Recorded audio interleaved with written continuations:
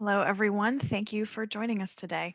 My name is Katie Ingersoll, and I'm the Programs Director for SMU Data Arts. I also want to take a moment to introduce my colleague, Ben Eisenhower, who is a Support Center Specialist to our webinar. Ben will be facilitating and keeping an eye on our chat throughout the webinar. So I want to start with a few housekeeping notes for today. Just so you know, everyone will be on mute throughout the presentation to minimize any background noise, but you will have access to a couple of features you can use to send your questions and communicate with us. First is the Q&A feature. You can use that to ask any questions about the presentation that you have as you go along. We will have some time at the end, so I can take those questions at the end of the presentation if you have anything that you'd like to dive into more. There is also a chat feature. The chat feature is great to use if you have any technical questions or logistical questions at all. Ben and also our other colleague Rochelle will be keeping an eye on the chat today. So if you have any issues at all during the presentation, just use that chat feature to reach out for them. For anyone who would like to activate the closed captioning feature, that is available to you as well. Just simply click the CC icon at the bottom of your Zoom screen. You may then be prompted to view closed captioning by live feed or by transcript. After this session, we will send you a follow-up email with resources related to the presentation, a link to a recording of today's webinar, and the slides so that you can share those resources with others or review them yourself. We'll also share at the end of the survey and end of the webinar and in our follow-up email a brief survey to get your feedback about the presentation.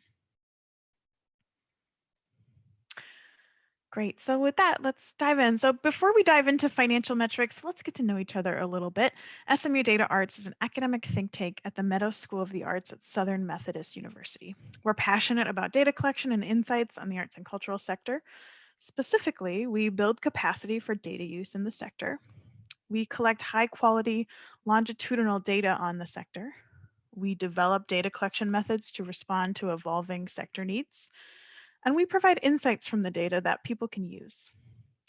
So since we're all here together, I'd love to learn a little bit more about you.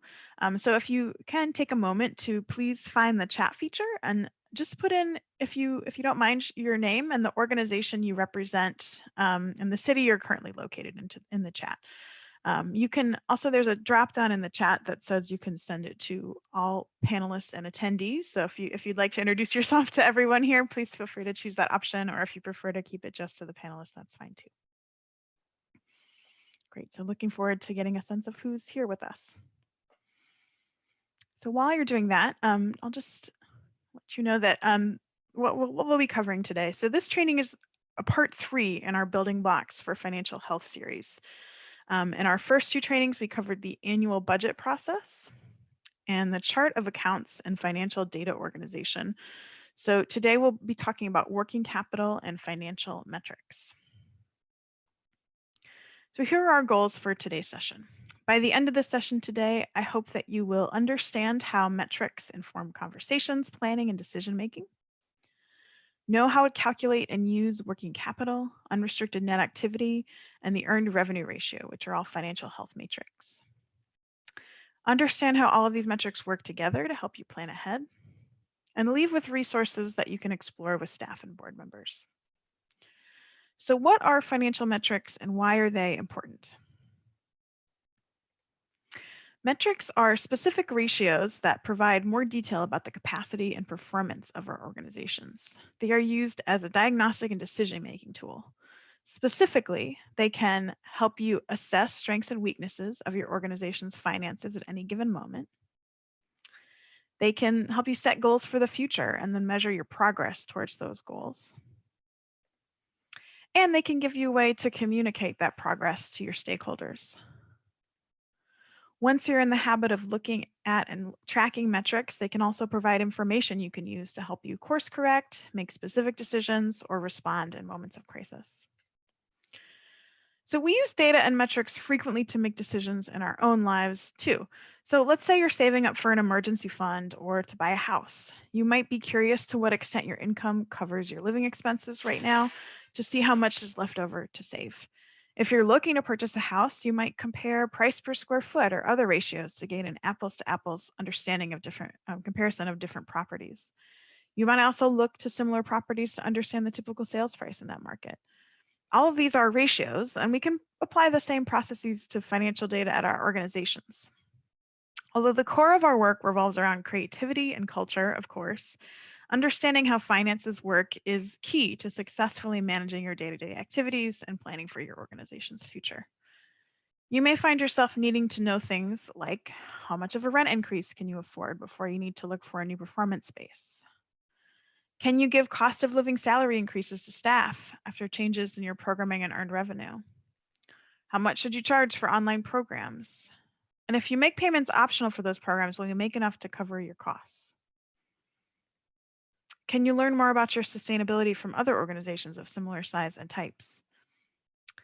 Financial data and metrics can help you answer all of these questions, as well as assess organizational performance year over year, set targets and new goals for revenue and programming, and monitor your progress. Like the housing example, ratios can also help us compare our progress in peer organizations for benchmarking. So in today's session, we're going to focus on 3 specific metrics: working capital, unrestricted net activity, and earned revenue ratio. Today, we're going to follow a nonprofit organization through some scenarios that might feel familiar in order to view these metrics in context of our current climate. So to that end, I would like you to meet Twyla. Twyla is the executive director of the Collings Community Theater. The theater had to close indefinitely in March of 2020 when the pandemic spread across the United States. They relied heavily on earned ticket sales revenue to cover costs, so this closure was a shock to the system. Over the last year, Twyla had to reduce staff time and draw on some reserves in order to make payroll and pivot to online programming to bring in any earned revenue at all. She also applied for and received a PPP loan, which was enough to sustain her reduced activities for several months. The theater was still able to stay solvent and offer valuable and necessary artistic online programming to the community, and they currently have plans to open responsibly during this fall's artistic season. Twyla made quick, responsive decisions to get her organization through the last year and a half, but she's unsure what her organization's overall financial picture looks like. She needs to understand the big picture after this uniquely challenging year. So for that reason, Twyla wants to do a pulse check so that she can start to plan for the next cultural season. Specifically, she wants to understand if she has any reserves left. She needs to understand her financial cushion so that she can plan ahead. Next, she wants to plan her programming. She wants to continue online programming in addition to in-person programs. Which types of programs should she prioritize? She is also assuming that her in-person ticket sales won't be back to pre-pandemic levels just yet. Can she afford to take programming risks or pursue a pay what you wish pricing strategy or any other things that have been long discussed at her organization right now? Finally, she'll need to share her plans with the board for feedback and approval. And she wants to ensure that her board members also have adequate context about the theater's financial situation for that discussion. Does any of this sound familiar to you? I'm sure that many of you are tackling big questions. They might not be these ones specifically. But even though you've made it through a very uncertain year, there's still uncertainty ahead and there's much to consider. So whether or not that describes your situations exactly, the metrics we're going to look at today can help in a variety of situations. So today we'll follow along as Twyla tackles these big questions. Recall her first question. Does she have any reserves left over? We know that the theater's earned income was severely impacted by the pandemic, and she had to draw down reserves and rely on PPP loans. To get to the bottom of this, Twyla needs to understand how much money she really has. Now, to answer that question, it would be easy enough to just pull up her online banking and check the balances in her organization's bank accounts. But we know that the answer is not as simple as that. She might have money coming in from grants and pledges. She might have other money in her account that she's only supposed to spend on a specific project. So Twyla needs to make sure there's money in the bank to pay her bills. And in order to get a more nuanced answer to this question, she might need to look at a little deeper. So where could you look to answer this question? So you could look at your balance sheet to get some more information. This could be the balance sheet from your most recent audit or 990, or a balance sheet generated directly from your accounting software. Your balance sheet or statement of financial position shows your organization's net assets or your organization's net worth at a point in time. But that net worth is not the same thing as actual dollars you can spend. To get that answer, we need to turn to some metrics. By really thinking about what you need to know and putting some parameters around it, that helps you narrow down the list of metrics to consult. In this case, the right metric is one you might have already heard of or already use, working capital. Working capital is a balance sheet metric that helps answer the question, how much do we really have? Or what's the exact dollar amount you can count on to act as a reserve, cover costs in an emergency, or help you take advantage of an unexpected opportunity? Before we calculate working capital, just because some of us love balance sheets and are very comfortable working with them, but others of us are not as used to looking at balance sheets on a regular basis, we're going to pause and take a look at Collings Community Theater's balance sheet and get oriented. While the specific line items in your balance sheet might vary, all balance sheets have a few elements in common. You'll find assets at the top of the page. This is everything your organization owns. Below the assets are your liabilities, or everything your organization owes. And at the bottom of every balance sheet is your net assets, which is your assets minus your liabilities, or you could think about this as your organization's net worth at any point in time. So in addition to these three key sections, balance sheets also contain additional information to highlight different aspects of your organization's financial condition. Most balance sheets are organized to highlight time horizon, when you will receive money due to you, or how soon you will have to pay bills and other debts. Generally, your assets section has two subsections: current assets, which is all of the money you have now and anything that will come into your organization within 1 year, and non-current assets, which are long-term items that you don't intend to convert to cash ever, or other items that will come in after 1 year. Liabilities follow the same idea. Current liabilities are items that are due in the near term within the current year, and non-current liabilities are items due after the current year. Balance sheets also highlight external requirements and donor intent by using restriction categories. As a refresher, unrestricted funds, or funds without donor restrictions, are available for your organization to use at your own discretion or at your board's discretion. Restricted funds, or funds with donor restrictions, are specified for use for a certain project or during a particular time frame, or they're not meant to be used at all, but set aside to earn money for the organization. According to accounting rules, all audited balance sheets must show your net assets or your organization's net worth by restriction category.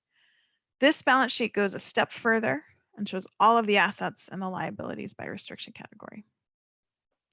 So let's bring all of this balance sheet information back to our metric, working capital. So again, the question we are trying to answer with working capital is, how much do we really have?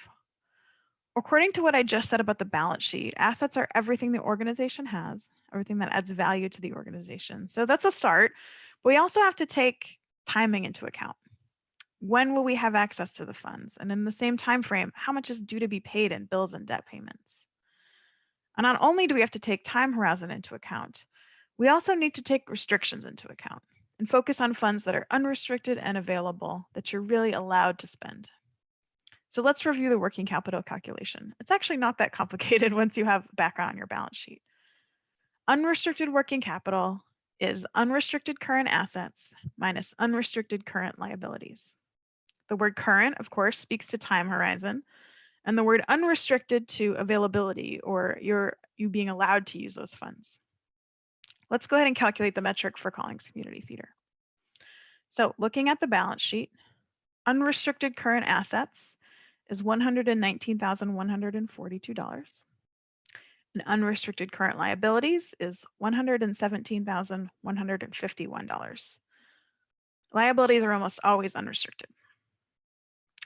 So in doing this calculation, we're going to come to unrestricted working capital is $1,991, a small positive number. So this is good news for Twyla to have emerged from the pandemic with a small amount of working capital. This means that in the short term, the organization has a small reserve set aside. These reserves do not need to be used for upcoming bills or accounts payable. Twyla can think about this small reserve as a rainy day fund or funds to use in case of another emergency. Looking at Twyla's balance sheet, if you only looked at cash or net assets, Notice that these numbers are much higher than her actual working capital. So this is just to point out that if you were only to look at one or both of those numbers directly from your balance sheet instead of doing the working capital calculation, you might get a misleading impression of how much the organization has available. So I want to pause for just a moment for a couple of additional notes about working capital that didn't come up in Twyla's example, but might be relevant to your organization. So Twyla's working capital was positive. That's great news. But what would it mean if working capital was negative? It's entirely possible and pretty common to have negative working capital. So let's unpack this. Negative working capital means that in the short term and on an unrestricted basis, the organization owes more than it has. Sometimes this can happen if an organization has a heavy accounts payable load, meaning there are a lot of bills that have to get paid in the near term. This might also be possible if most of an organization's available assets were restricted from use. Twyla also calculated unrestricted working capital. This makes sense because her organization has restricted funds. They have funds that are specified for a certain use by their donors. And she has a balance sheet that provides detail about how her assets and liabilities break down between restricted and unrestricted. If your organization does not have restricted funding, or even if you just don't have enough detail about restricted versus unrestricted assets and liabilities in your balance sheet, it's still possible to calculate working capital. We would call this metric total working capital instead of unrestricted working capital. This version of working capital is calculated with total assets and total liabilities. It still provides information about what you have and takes into account assets and liabilities as well as our time horizon. Great. Now that we know more about how working capital is calculated, let's go back to the Collings Community Theater and see how they'll interpret it. Recall that Twyla was trying to see the effects of her staff furloughs and reduced ticket sales on her reserves. So what did we learn? Fortunately, Twyla has a positive working capital, and thus a positive amount of money. So she knows that she did not deplete her reserves entirely over the last year. This may allow her to be a little bit more flexible in her upcoming planning. However, her working capital is quite small, probably under a month's worth of expenses. In the long term, she needs to make a plan to build back some reserves in case of future emergencies. Until she increases working capital, she probably shouldn't make any drastic increases in her expenses because doing so might further deplete those reserves. In order to build back her reserves, she has really two options: increase revenue drivers like online programming or find cost savings elsewhere.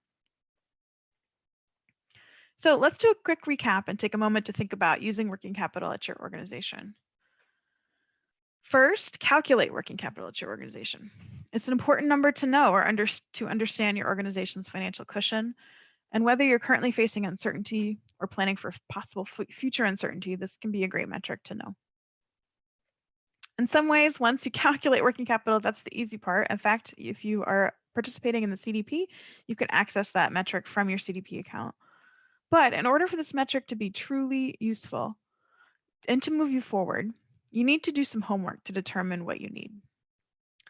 You can set a working capital target based on sector standards, but in truth, there's no way you can know if your working capital is sufficient unless you know how much you need as an organization. So first, identify how much money you need or want to have on hand for emergencies, a rainy day fund, general reserves, opportunities, or to do something specific. Right now, you actually may have an even better ability to understand what you need to weather a crisis based on recent experience. If you had a reserve available during the most recent crisis, to what extent did you draw upon it? If not, did your organization make any sacrifices this year that you'd want to avoid in the future? So again, first determine your need, then calculate working capital. If you have what you need right now, consider if this amount is sufficient for the future, and if the flow of your revenue expenses, especially after all the changes over the last year and a half, is such that you'll be able to maintain this amount over time. We recommend you monitor working capital on a regular basis to help you spot issues. If you have less than you need, make a plan. You can work to increase your revenue either by fundraising or generating more earned revenue, perhaps from different sources, or you can decrease expenses or both of these, which will help you get closer to achieving a surplus at the end of your fiscal year. Every time that you end the year with a surplus, you build up a greater cushion and increase your working capital. In fact, the next metric we're going to look at helps you understand if you're generating a surplus each year. So that was a lot of information about working capital. I hope you can see why it's an important metric and often the first one we turn to better understand our financial position. SMU Data Arts also frequently examines this metric in our research. Sector-wide, we know that going into the pandemic, on average, half of nonprofit arts organizations had less than 2 months of working capital. As you can see from this graphic, working capital also varies by sector and size of organization. In our follow-up to you, we'll share a link to our research page where you can find this report and a lot of different reports that we put out in case you'd like to look more deeply at this national context. Okay, back to our metrics.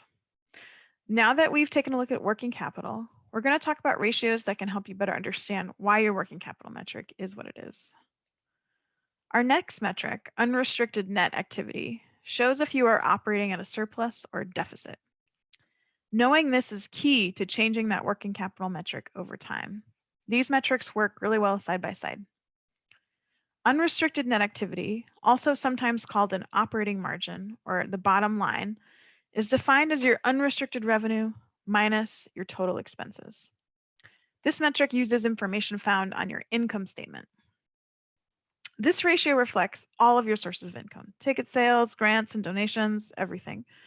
So it provides a comprehensive look to see if you're bringing in enough money to cover the activities at your organization. If unrestricted net activity is positive, you are operating for that time period at a surplus, meaning you have recorded more unrestricted revenue than you need to cover your expenses in that period. If unrestricted net activity is negative, then you are operating for that time period at a deficit, meaning that you did not have enough unrestricted revenue to cover your expenses and may need to adjust your strategy going forward.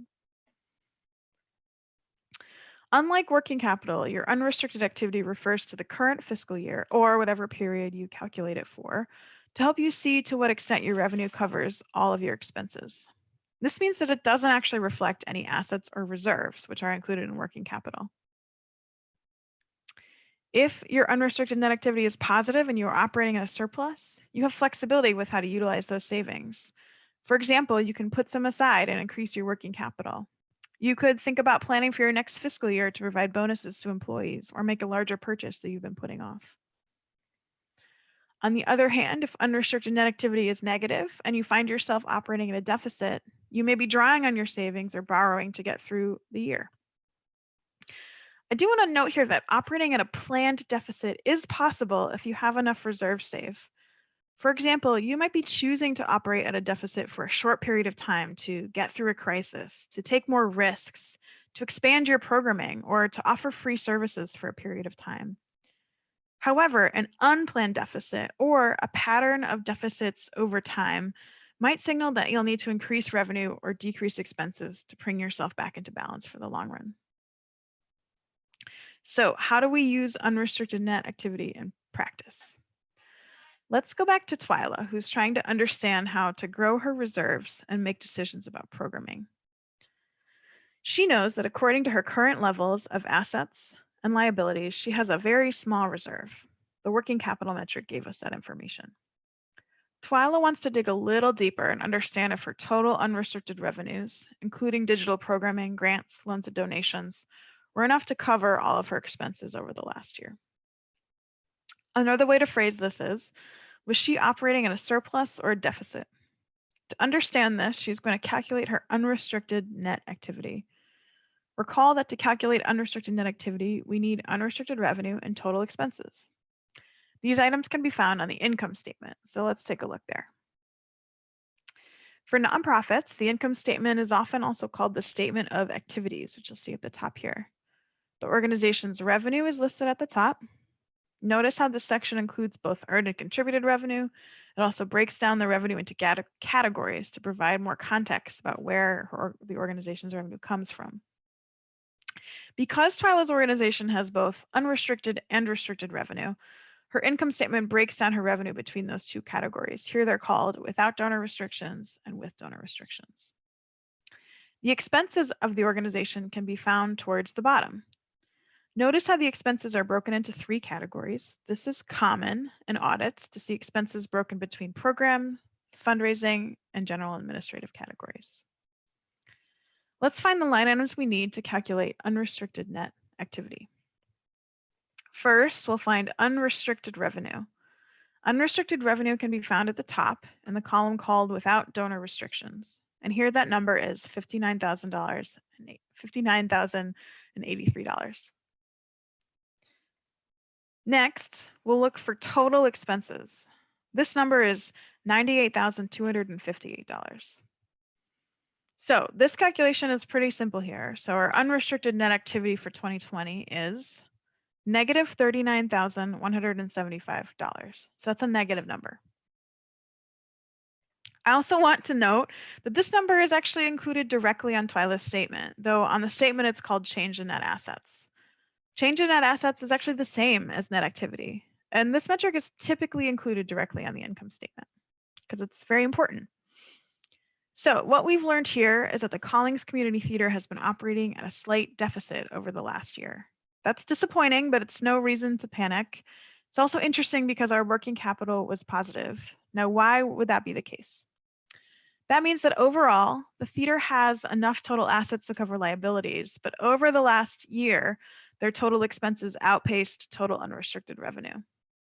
Thinking back to this example, Twyla did think that she was probably drawing down her reserves to cover her negative unrestricted net activity, so this makes perfect sense. She made a decision to draw on her reserves through a difficult year, but if she continues down this path, she will eventually run out of reserves. So let's see how Twyla uses this information for planning purposes. In order to reverse her deficit in the upcoming year, Twyla can increase revenue, decrease expenses, or do both. Those are really actually the only way to reverse her deficit, but there's a lot of different ways she could go with that. As Twyla looks towards the next cultural season, she anticipates a return to in-person programming, but does not expect ticket revenue to match pre-pandemic levels just yet. So she may need to keep digital programming in order to increase her revenue. Twyla's organization has also been discussing offering pay-what-you-wish options for in-person events. Now they need to consider if it's the right time for this shift, which might come with some uncertainty about what the returns will be from her programs.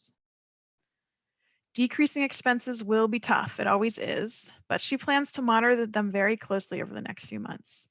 Can she prioritize programming that costs less to produce this year? This might include less elaborate sets or productions with fewer paid actors. Finally, her budgeting and projections for this year will be extra important. She knows she doesn't have the same level of reserves that she had available to get through the previous year. Making realistic projections of her revenue and expenses and monitoring over time will be key to getting her through this next year with a surplus. Twyla is again dealing with a lot of uncertainty in 2021, which is why this situation is tricky for the Collings Community Theater. The best we can do in this situation is monitor these metrics closely and look more deeply at the sources of our slight deficit. This information taken together will be really helpful to share with the board, who can help provide input on a path forward this year. So a note about time periods. We can choose to calculate this metric for different time periods. We can calculate it on a monthly, quarterly, or annual basis. Calculating this on an annual basis is very common, but given the constantly shifting environment, you may choose to look at this metric quarterly to monitor changes in your unrestricted net activity. You also will probably want to project this metric into the future during your budgeting process to deliberately plan for a surplus or a deficit. So if you've been with us through this whole series, recall that in our first training in this series on budgeting basics, we shared a budgeting template. I'll include a link to this template in our follow-up email for this session too, if you're interested. But for this template, if we look at the second page, this template actually includes a surplus deficit line, otherwise known as net activity, which we just calculated. So calculating this metric is automatically built into this template so that you can understand if the budget that you're planning will lead to a surplus and help you build a reserve over time. If your organization has a significant amount of restricted revenue, you would also want to factor that into your budgeting process. Whatever budget spreadsheet you use, it's a great practice to build in change in net assets or net activity in this way. I also want to share a couple of notes on restrictions. So Twyla was calculating unrestricted net activity in this example, meaning that she was calculating her surplus or deficit, taking into account only revenue that was available for use during a particular period. This means that if revenue came in during that fiscal year, but she was required to save it for a future project that hadn't started yet, this wouldn't be included in that metric. It's also possible to calculate your total net activity. This calculation, total net activity, takes into account all revenue you received, whether or not it was restricted. So if you receive a lot of restricted funding as an organization, it is possible that if you calculate these two numbers, your unrestricted net activity will be negative while your total net activity is positive. That might actually point to cash flow issues related to restricted funding, something that many nonprofits must manage. If a lot of your funding is restricted to specific purposes, it can be tough to manage the cash flow at your organization. Now, if your organization does not receive restricted revenue, then the simpler calculation for total net activity would work well for your organization. So as you calculate your working capital and unrestricted activity, you might find that more questions arise about how much cash your organization has month to month to be able to pay bills and make payroll in the short term. If this applies to you, we want to share another tool that can be important, which is a cash flow analysis. While these metrics we've looked at allow you to assess the overall impacts on your working capital and bottom line during a specific period, for example, a fiscal year, a cash flow analysis will help you map out how cash moves in and out of your organization, usually on a monthly basis.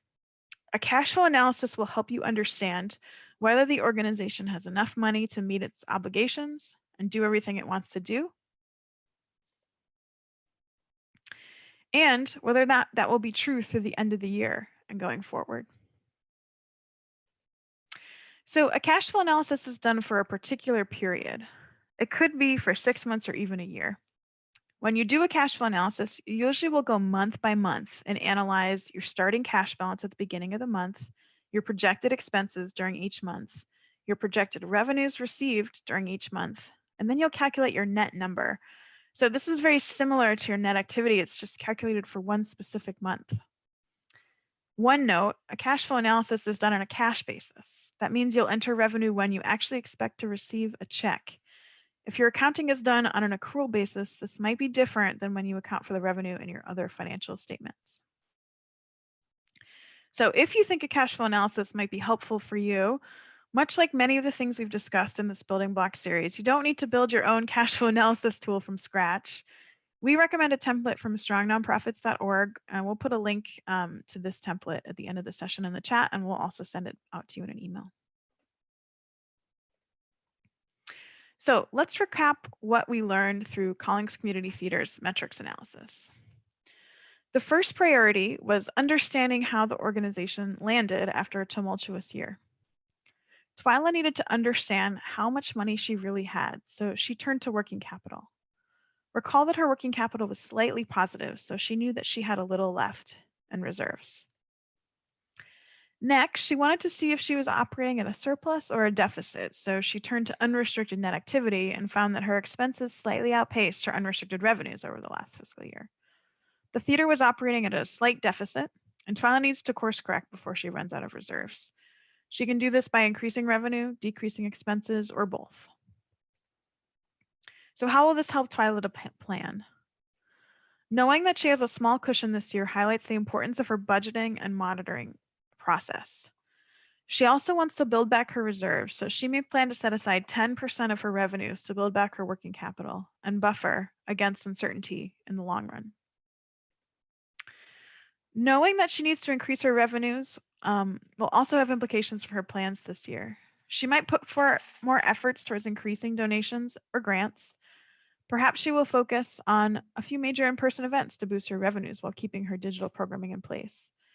She may also need to manage her expenses again this year. So that means she might pursue programming that will incur lower costs, including less elaborate sets or productions with fewer paid roles as they start to reopen in the fall. This information will guide her budgeting process for the next year.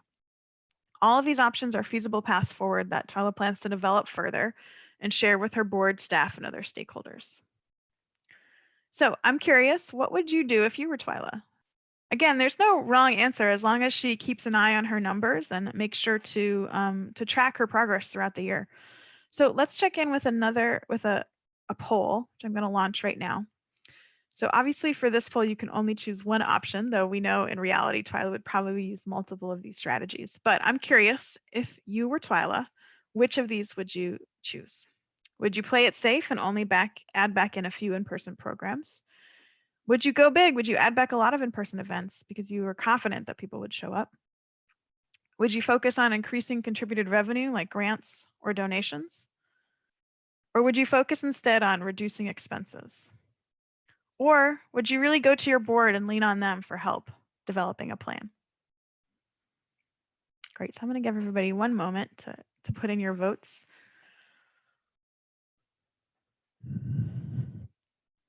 Okay. Great. Well, I'm going to go ahead and end the poll. Everyone is not required to participate, but it looks like most people would focus on increasing contributed revenue like grants or donations. So thank you. I'll go ahead and share the results. Thank you so much for participating. Again, it's important to note that there isn't a right or wrong answer here, and Twyla will probably need to rely on multiple of these strategies.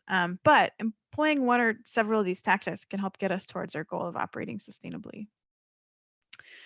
So recall in our budgeting training that we talked about scenario planning out these different scenarios, all these options that we just polled, and keeping an eye on her projected unrestricted net activity will help Twyla achieve her goals. If you want to learn more about budgeting and scenario planning and access our template for that process, we will go ahead and send a link to our first training in this series, which was recorded on budgeting. Great. So we're going to take a look at one final metric before we wrap up that may be helpful to your planning efforts this year in particular. Recall that the last metric we calculated, unrestricted net activity, shows the extent to which your total revenue covers your expenses. We can also take a deeper dive into revenue and show us how much specifically our earned revenue covers our expenses. This metric is called the earned revenue ratio. The earned revenue ratio is calculated as earned revenue divided by total expenses, and it gives us a sense of the extent to which we can rely on ticket sales and other earned income sources to cover our expenses. So it tells us how we would fare without donations, grants, or corporate or contributed revenue. This may be particularly interesting this coming year as programming resumes, and you may be able to rely more on your programming and your earned revenue to cover your expenses rather than contributed sources. So to use a brief example, let's say that your organization has $15,000 in earned revenue and $100,000 in expenses. To calculate the earned revenue ratio, you would divide $15,000 by $100,000 and get a ratio of 0.15 or 15%. So this is pretty simple. It means that 15% of our expenses are covered by earned revenue alone. And the rest of your expenses are covered with other types of revenue like grants, donations, or corporate support. So how can we use this information? First, we might posit that this ratio has been low over the past year for many organizations. And in fact, we do see this in the data due to less programming and ticket sales. You may want to watch this ratio in the coming year as ticket sales start to rebound, hopefully, and people return to your programs and events. Does this ratio fully rebound to pre-COVID levels, or do you think does it look like it will take multiple years for it to return to where you were before COVID? Perhaps you offered only virtual events last year. This number will give you a sense of the extent to which your revenue from online programming covered your expenses, if that's the case. If you don't rely on earned revenue, or if you also rely on other sources, you can actually calculate the same metric for any of your revenue sources, and you should. This metric can help you understand to what extent you rely on earned revenue, contributed revenue, or even more specific things. Like you could calculate the extent to which you rely on a sole funding source, like a large grant you get every year. So that brings us to the end of today's information on metrics. This session was a basic introduction to working capital and metrics, but as you continue to build your financial management know-how, you might find yourself in need of additional information. So here are a couple of resources we recommend, and I think Ben will go ahead and put these in the chat for you. First is a cash flow analysis template I mentioned earlier from strongnonprofits.org. This was created by Fiscal Management Associates and the Wallace Foundation. So if you're looking to do a cash flow analysis, I recommend taking a look at this template. Second, here are 2 resources that provide further information about different financial metrics you can look at or ways to assess your financial health. First is a financial self-assessment from the Nonprofit Finance Fund, and the second is a ratio calculation worksheet from Propel Nonprofits. Before we close and see if you have any questions, I do want to share a few resources from SMU Data Arts that will help pull these ideas together. So earlier we talked about the working capital metric and how to use it effectively at your organization. Part of using the metric is talking about it and putting the data into context when you're communicating with grant makers or your board members. To help you with this task, Data Arts publishes regular reports. These reports are a wealth of information on bottom line, earned revenue, marketing, etc., that tell the story of the sector based on aggregate data from around the country. It can be really helpful to have this national perspective when putting your own data into context. Earlier in the presentation, I shared benchmark data about working capital levels in 2019 in various sectors. That data comes from recent research about working capital in the arts sector pre-pandemic. We also recently released a white paper which looks specifically at working capital levels for BIPOC serving organizations called Buffering Against Uncertainty. That white paper is available at this link, and I think we will also put a link in our follow-up email and in the chat to our research page where you can take a look at all of our recent research in one place. For any of you who have been participating in Data Arts for many years and filling out your cultural data profile, remember that you have a lot of data to learn from already in our system. So throughout the presentation, I've referenced different metrics, and they are all available from Data Arts reports, which are available right on your Data Arts dashboard. We offer a full suite of analytic reports that helps you analyze your trends in a number of areas and benchmark your organization to others. So I've touched on a few elements of the reports right here, but if you want to learn more, we do have monthly webinars called Data at Work, where we walk through the breadth of resources available. If you want to know more about how your organization in particular is doing compared to your peers, once you fill out a CDP, you also have access to your KIPI dashboard. KIPIs are a great conversation starter about key issues like working capital and financial health. All of the metrics we've discussed today are available through both of these tools, in addition to a lot more. For example, here we can see the earned revenue ratio in the KIPI dashboard. If you want to learn more about using data in general, we've also developed a series of free online courses about data literacy. These are courses you can take at any time at your own pace. And finally, in addition to videos of various of our webinars, we have a number of other videos available on our Vimeo page.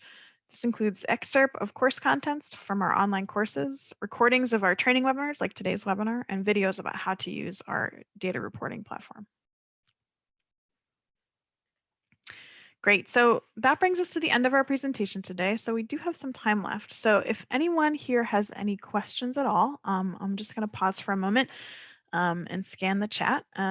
Please feel free to add your questions to the Q&A.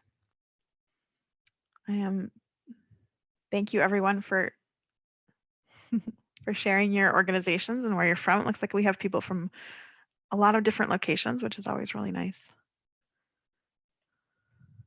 Great, so if anyone has any questions, please feel free to put those in the chat, and I will just take a moment to see if any come in.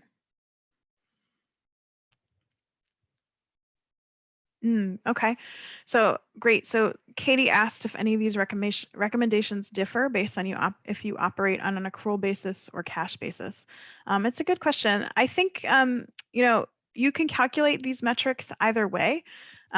It's probably equally helpful to know what your bottom line is at the end of each year, whether you're on an accrual basis or a cash basis. If you are on a cash basis, your working capital is going to be much more simple to calculate. For example, if you are on a cash basis and you look at your balance sheet, you're probably a lot less likely to have things like non-current assets, because you're going to be more focused on things that are coming in immediately, right? But that's okay. You can still calculate your working capital. If you're on a cash basis, it's probably going to be closer to that bank account balance that we talked about at the beginning, but it can still be helpful to keep in mind any liabilities you currently know about and things like that. So I would say if you are on a cash basis, you should still calculate these metrics, but they may actually be a little bit simpler for you to calculate, which is good because hopefully if you're on a cash basis, you're probably a smaller organization. So no difference in the recommendations, but do know that if you're on a cash basis, all of this is actually going to be even simpler to calculate. So you should definitely go ahead and dive into these metrics and don't be intimidated by some of the stuff we talked about with restrictions, et cetera. If that doesn't apply to you, you can just sort of stick to the most basic form of these metrics.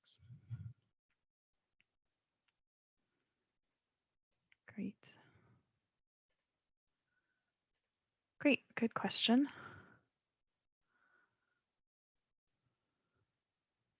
Great, okay. Well, I'm going to hang out for a few minutes. We'll end the presentation portion of the webinar. But if you're still typing your questions, take your time. We'll stay on and we can answer them via the chat. But what we'll probably do is we'll just go ahead and end the audio portion of the webinar and let people go ahead with their days. Thank you so much, everyone, for participating. I'm going to have I think Ben's going to put in the chat a link to a follow-up survey. So we'd love to have your feedback on today's session. It's always helpful to us to know what you thought so that we can improve our future offerings. And that link will also be in the follow-up email we send, as well as a link to a recording and the slides. So again, thank you so much, everyone, for participating and joining us today. We really appreciate the time. And if you have any other questions, I'll stay on the chat for a little bit and we can chat. But otherwise, we'll go ahead and end the presentation today. Thank you so much.